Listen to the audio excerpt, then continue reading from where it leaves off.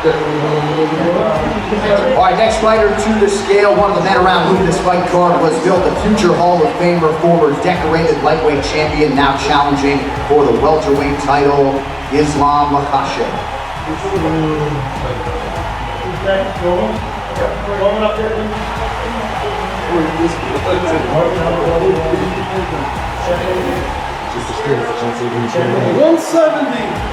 $170, the official weight for the challenger, Islam Makhachev.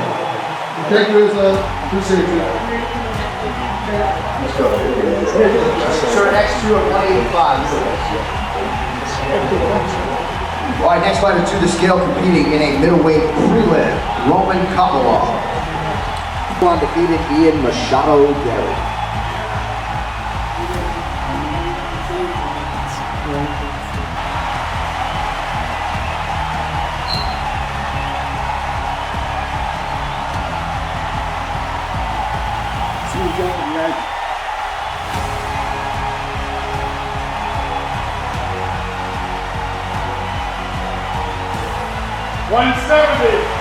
$170, the official weight for Ian Machado Garry.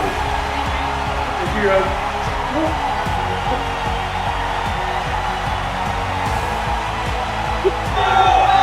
I'm here with the champion. Islam, what is it like for you to get your opponent changed on such short notice? I couldn't leave these people without fight. This is all for you guys. Does anything change with a difference of opponent? No, same.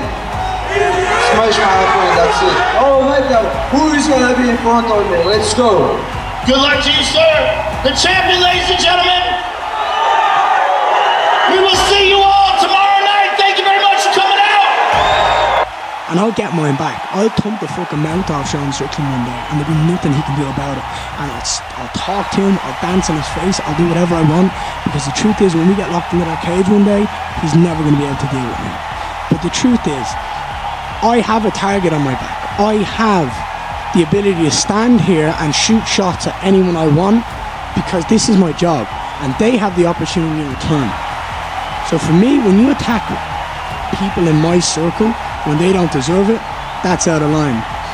And look, Sean Strickland is not the fucking voice we should all be listening to. Do you know what I mean? He's deeply, deeply indebted with trauma, and he should just be silent and try to deal with his own personal issues himself. And that's mainly where it all came from. For weeks, Islam Makhachev and Ian Machado Garry have made their intentions clear about what they plan to do once the Octagon door shuts. But the final face-off carried a completely different feeling. At that point, there was nothing left to speculate about. Both men were standing directly across from each other, with the biggest test of their careers just days away. We grab a moment with the man around whom this fight card was built, the man many of you have come to see, Islam Makhachev. Any thoughts on the eve of your second championship title defense? Abu Dhabi, good to see you again. Tomorrow I will show you best performance. Thank you. Thank you all of you guys, because I know you all support me. Thanks so much. All the best tomorrow night, sir. There he is, Islam Makhachev. Abu Dhabi, can't thank you all enough. One more sleep, we'll see you tomorrow night. This was the final opportunity for Makhachev and Garry to stand directly across from one another without gloves, without an official between them, and without the chaos of an actual fight unfolding. It was a brief moment before everything became real, a final stare-down before the preparation ended and the Octagon would decide who was truly ready. I'm here with the champion, ladies and gentlemen. Islam, you not just recognize the champion, you recognize the #1 pound-for-pound fighter in the sport, and you have an opportunity tomorrow night to defend your title. Give us your thoughts on Dustin Poirier and what tomorrow night means to you. I will show you guys, not maybe pound for pound, let's fight in the world.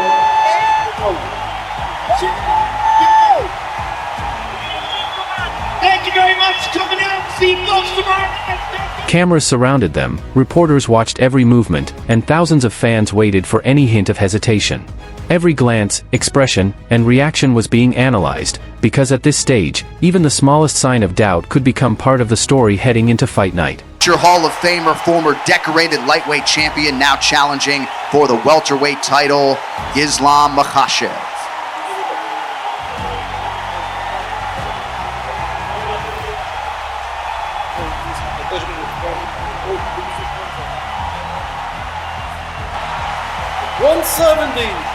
$170, the official weight for the challenger, Islam Makhachev.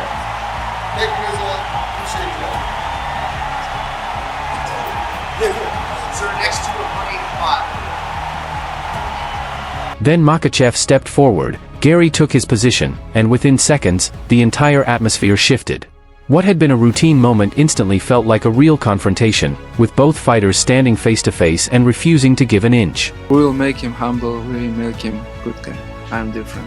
Do you agree with, I saw your manager say this, do you agree that Ian is going to run from you throughout the fight? Sure, yeah, same style or every fight. He just run back and he just working for the point. I don't remember when he finished someone last time.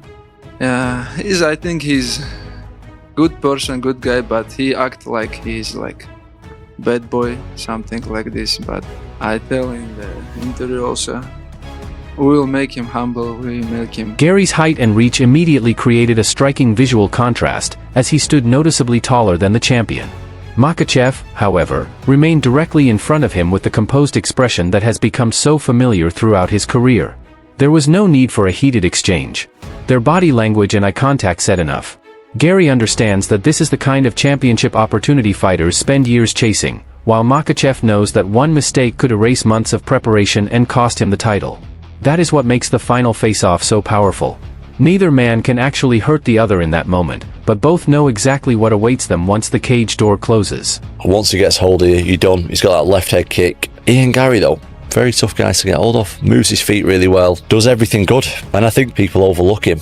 But mate, the guy can fight. The guy can definitely fight. Islam Makhachev, decision. Reasons why? I just think that of him controlling the fight than Ian landing something. That being said, I think it's completely possible that Ian can win. And I'm not 100% confident in my prediction either. But I can't think that anybody in the welterweight division is going to beat Islam at the moment. Garry has spent years developing into a dangerous, calculated, and technically polished fighter, and now he has reached the biggest opportunity of his career. He no longer needs to prove that he belongs at this level. He has already earned his place. The next step is showing that he can perform when the stakes are at their highest. Standing across from him is Makhachev, a champion who has spent years refining a style built around making opponents uncomfortable. He doesn't need wild exchanges or unnecessary risks to take control. His approach is about gradually limiting an opponent's options, forcing them into difficult positions, and creating openings until there is nowhere left to escape. A lot of people are talking about what you two would look like next to each other. Is he much bigger than you? It didn't seem like he was that much taller. Did you notice that as well? Yeah, I tell the Rizwan, UFC has to check my toe again because it was 10 years ago first time. Now I'm a little bit taller. Also, at the face-off yesterday, apparently Ian's son is a big fan of yours and he wanted to meet you and he started crying when he couldn't. What do you think of that, and will you give him the opportunity to meet you this week? Yeah, sure, we will meet him. I don't see him there, but I make him happy. That contrast is exactly what makes this matchup so fascinating. Garry needs space, while Makhachev's objective is to take that space away. Garry wants to control the distance and keep the exchanges technical and unpredictable. Makhachev, meanwhile, wants to turn the fight into a battle of pressure, positioning, control, and endurance. During the face-off, even the smallest movement seemed meaningful.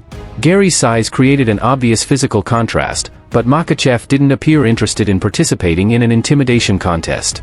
He simply held his ground, stayed composed, and looked straight ahead, as if his mind was already focused on the opening exchange rather than the cameras around him. For Garry, that reaction may actually be what he wanted. A challenger can benefit when a champion becomes emotional, because frustration can create openings. But Makhachev's refusal to react could itself be part of the psychological battle. The champion understands that face-offs aren't won by being louder, bigger, or more aggressive. The real test begins when the cage door closes. That's where Garry's confidence will finally face its biggest examination. Can he remain composed when Makhachev starts applying pressure? Can he keep moving once the champion begins cutting off the cage?